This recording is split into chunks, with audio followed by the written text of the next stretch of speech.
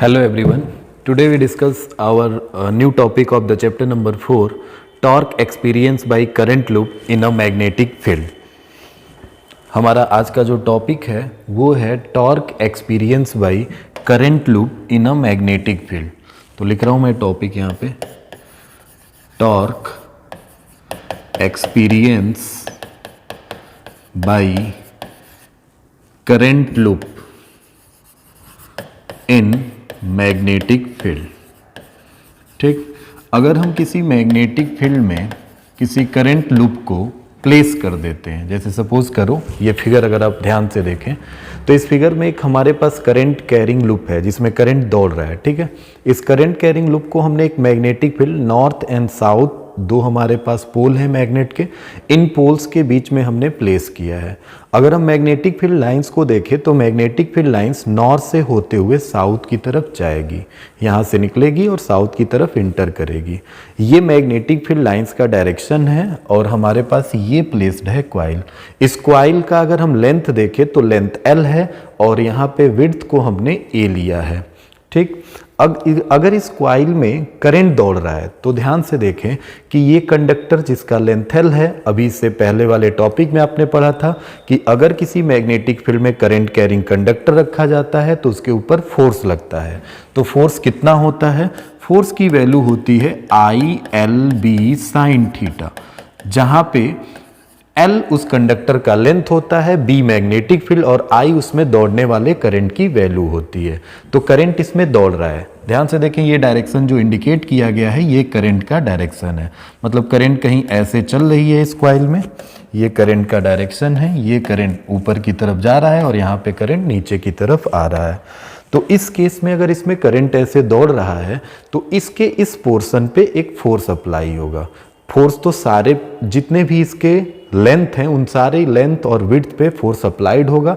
तो आप फोर्स को देखते हैं। Magnetic field right hand palm rule use करोगे, ये मैग्नेटिक फील्ड का डायरेक्शन हम ले लेंगे क्योंकि नॉर्थ से साउथ मैग्नेटिक फील्ड हो गया। ठीक है, लेंथ को अगर देखें तो इस केस में हमारे पास फोर्स, जैसे हम इसमें क्या लेते हैं, ये हमारा मैग्नेटिक फील्ड हो गया, ये हो गया करंट और फोर्स हमारा पाम बताता है। तो इस केस में हमारे पास मैग्नेटिक फील्ड इधर चल रही है, करंट ऊपर चल रहा है तो फोर्स नीचे। मतलब इस वाले फेस में हमारे पास जो फोर्स अप्लाई होगा वो फोर्स किधर लगेगा? अंदर की तरफ। फिर ऊपर वाले में अगर ध्यान से देखें तो मैग्नेटिक फील्ड भी उधर चल रही है और इसमें करंट भी उधर ही चल रहा है, तो उस पर कोई फोर्स अप्लाई नहीं होगा क्योंकि थीटा की वैल्यू 0 हो जाएगी। थीटा 0 होगा तो फोर्स की वैल्यू 0 हो जाएगी। सिमिलरली इस वाले फेस में देखें तो करंट नीचे की तरफ चल रहा है, मैग्नेटिक फील्ड इधर, करंट नीचे, तो फोर्स किधर लगेगा? आउटवर्ड डायरेक्शन में। तो इस केस में फोर्स किधर लगेगा? आउटवर्ड डायरेक्शन में। इसमें अंदर और इसमें आउटवर्ड हो गया। और नीचे वाले में करंट ऐसे आ रहा है तो इसमें भी वही वाली बात होगी, थीटा 0 होगा या 180 होगा और जैसे थीटा 0 180 होगा तो फोर्स की वैल्यू 0 हो जाएगी। मतलब हमारे पास इस क्वाइल में इन्हीं दो जो हमारे लेंथ हैं, इन्हीं लेंथ पे फोर्स अप्लाइड हुआ है। तो अगर इन्हीं लेंथ पे फोर्स अप्लाइड हुआ है, अब ये हमारे पास एक क्वाइल है, ध्यान से देखें तो इस क्वाइल में एक पोर्शन पे फोर्स लग रहा है आउटवर्ड और एक में लग रहा है डाउनवर्ड। तो क्या ये क्वाइल ऐसे रोटेट करना स्टार्ट कर जाएगा? और अगर ये ऐसे रोटेट किया तो इसमें क्या आ जाएगा? टॉर्क आएगा। और अगर तुम्हें टॉर्क कैलकुलेट करना है तो तुम्हें पता है कि टॉर्क का फॉर्मूला क्या होता है? टॉर्क होता है फोर्स इनटू परपेंडिकुलर डिस्टेंस। जो डिस्टेंस परपेंडिकुलर फोर्सेस के बीच में होगी वही हमें कैलकुलेट करना है। सपोज करो ये क्वाइल है तुम्हारे पास, ठीक है। इस क्वाइल को अगर पहले तुम ऐसे प्लेस किए हो तो लेंथ के अकॉर्डिंग अगर देखें तो थीटा की वैल्यू को हम क्या लेंगे? यहाँ पे थीटा अगर देखा जाए तो थीटा 90 डिग्री होगा क्योंकि मैग्नेटिक फील्ड इधर, करंट ऊपर। तो इसमें भी लेंथ अगर हमारा देखें तो डाउनवर्ड चल रहा है। तो पहले केस में थीटा की वैल्यू, इस फोर्स वाले केस में थीटा की वैल्यू को अगर तुम 90 डिग्री ले रहे हो तो फोर्स यहाँ से तुम्हें कितना मिल जाएगा? फोर्स मिल जाएगा ILB, मिल जाएगा इतना, ये फोर्स मिल गया। अब हमें निकालना है परपेंडिकुलर डिस्टेंस। परपेंडिकुलर डिस्टेंस के केस में सपोज करो कि ये हमारे पास क्वाइल है। इस क्वाइल को अगर हम ऐसे रखे हैं, इधर हमारे पास नॉर्थ और इधर साउथ क्या है, मैग्नेट है। तो मैग्नेटिक फील्ड लाइन ऐसे चल रही है। अगर ये कॉइल ऐसे घूमी तो थोड़ा सा देखो ध्यान से, पहले ये ऐसे थी, ये कॉइल ऐसे थी, ये घूमी तो क्या ऐसे हो गई। अगर ऐसे हुई तो मैग्नेटिक फील्ड से देखो क्या कुछ एंगल बनाते हुए फॉर्म कर रही है। यहाँ पे ये एंगल फॉर्म कर रही है। कितना एंगल फॉर्म की, तो सपोज करो थीटा एंगल फॉर्म की। तो मैं उसके लिए एक फिगर ड्रॉ कर रहा हूँ। सपोज करो कि ये हमारे पास मैग्नेटिक फील्ड लाइंस थी। इस मैग्नेटिक फील्ड लाइंस में हमने इस कॉइल को ऐसे प्लेस किया था। ये कॉइल हमारी ऐसे रोटेट की और ये वाला लेंथ कितना है, ए है, यही हमें दिखाई दे रहा है। तो इस लेंथ को हमने क्या ले लिया, ए। अगर हम ध्यान से देखें तो यहाँ पे ये एंगल बना रही है। ये कितना एंगल अगर बना रही है, क्योंकि फोर्सेस जो अप्लाइड हुए हैं ना, फोर्सेस एक यहाँ पे लगा है ऊपर की तरफ और एक में फोर्सेस यहाँ पे लग रहा है, जो कि कहाँ लग रहा है, डाउनवर्ड, नीचे की तरफ। तो इस केस में अगर हम यहाँ पे एक लाइन ड्रॉ करते हैं, ये लाइन ड्रॉ करते हैं, तो क्या इन दोनों फोर्सेस के बीच में ये जो आर परपेंडिकुलर हमने लिखा है, ये आर परपेंडिकुलर, क्या यही डिस्टेंस कहलाएगा। इस आर परपेंडिकुलर की वैल्यू को अगर हमें निकालना है तो हम क्या करेंगे, यहाँ पे एक एंगल कंसीडर कर लें, क्योंकि ये कॉइल ऐसे थी, ऐसे घूमते घूमते इधर गई है। तो क्या ये मैग्नेटिक फील्ड से एंगल कितना बना लिए, थीटा। तो थीटा के जस्ट सामने क्या होता है, परपेंडिकुलर, और ये क्या है, हाइपोटेनस। तो यहाँ से हम क्या लिख सकते हैं, साइन थीटा। साइन थीटा कितना हो जाएगा, आर परपेंडिकुलर, और बी हाइपोटेनस कितना है, ए। तो यहाँ से आर परपेंडिकुलर की वैल्यू कितनी मिल जाएगी हमारे पास, ए साइन थीटा। क्या हमें यहाँ पे पता चल गया, परपेंडिकुलर डिस्टेंस, और यहाँ पे क्या पता चल गया, फोर्स। इन दोनों वैल्यूज को उठा के इस इक्वेशन में पुट करते हैं। Then tau is equal to, force की वैल्यू कितनी है, आई एल बी, और परपेंडिकुलर डिस्टेंस की वैल्यू कितनी है हमारे पास, ए साइन थीटा। अगर ध्यान से देखें तो लेंथ इनटू एरिया, क्या ये लेंथ एल है और यहाँ पे सॉरी एरिया नहीं, इसकी विड्थ है ए। तो लेंथ इनटू विड्थ, क्या यहाँ पे लेंथ एंड ब्रेथ दोनों अगर मल्टीप्लाई हो रहा है तो क्या उस लूप का एरिया पता चल जाएगा।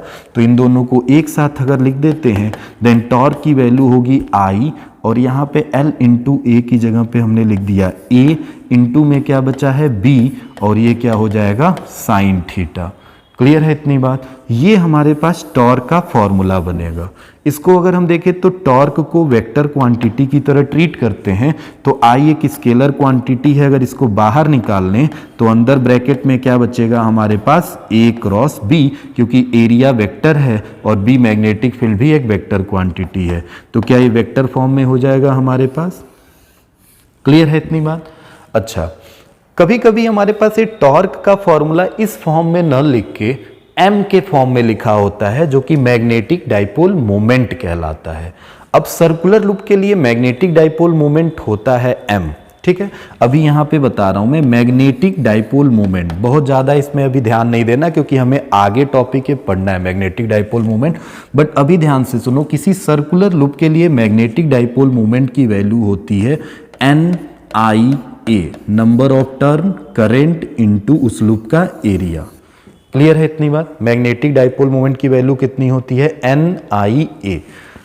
अगर हम यहां पे ध्यान से देखें तो एक टर्न था, इस कॉइल में कितने टर्न थे, एक टर्न थे। अगर यही टर्न एन हो जाते हैं, कितने हो जाते हैं, एन टर्न हो जाते हैं, तो क्या इसी टॉर्क के फॉर्मूले को हम N I A B sine theta लिख सकते थे क्या, इतना लिखा जाता।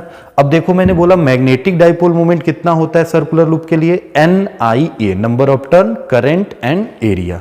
तो क्या यहाँ पे एन आई ए दिख रहा है, तो इसकी जगह पे हम क्या प्लेस कर देंगे, एम प्लेस कर देंगे। टाउ इज इक्वल टू कितना हो जाएगा, एम बी साइन थीटा। क्या ये बन जाएगा हमारे पास, ये टाउ की वैल्यू मिल जाएगी जो कि हो जाएगी एम बी साइन थीटा। अगर यहाँ पे एम मैग्नेटिक डाइपोल मोमेंट है, ये भी एक वेक्टर क्वांटिटी होती है, आगे अभी हमें पढ़ना है।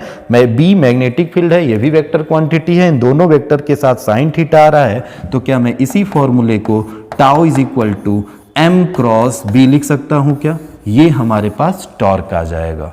क्लियर है। अब ये टॉर्क मैक्सिमम कब होगा और मिनिमम कब होगा, तो वो डिपेंड करेगा थीटा पे। यहां पे अगर थीटा की वैल्यू 0 पुट करते हो तो टाउ की वैल्यू 0 आएगी, देन टॉर्क हमारा क्या हो जाएगा यहाँ पे मिनिमम। अगर थीटा की वैल्यू 90 पुट करते हो तो टॉर्क की वैल्यू आ जाएगी आई ए बी। इस फॉर्मूले से थीटा की वैल्यू कितने पे आई है, 0 पे, और थीटा की वैल्यू ये कितने पे आई है, 90 पे आई है। क्लियर। इसी तरह अगर यहाँ पे थीटा की वैल्यू को 0 पुट करते हो तो ये पूरी वैल्यू 0 हो जाएगी, देन टॉर्क कितना आ जाएगा हमारे पास 0 आ जाएगा। और थीटा की वैल्यू अगर 90 पुट करते हो तो यहीं पे टॉर्क की वैल्यू मैक्सिमम होगी और मैक्सिमम टॉर्क कितना होगा m इंटू बी होगा। ये थीटा कितने पे पुट किया गया है 0 डिग्री पे और ये थीटा कितने पे आया है 90 डिग्री पे। क्लियर।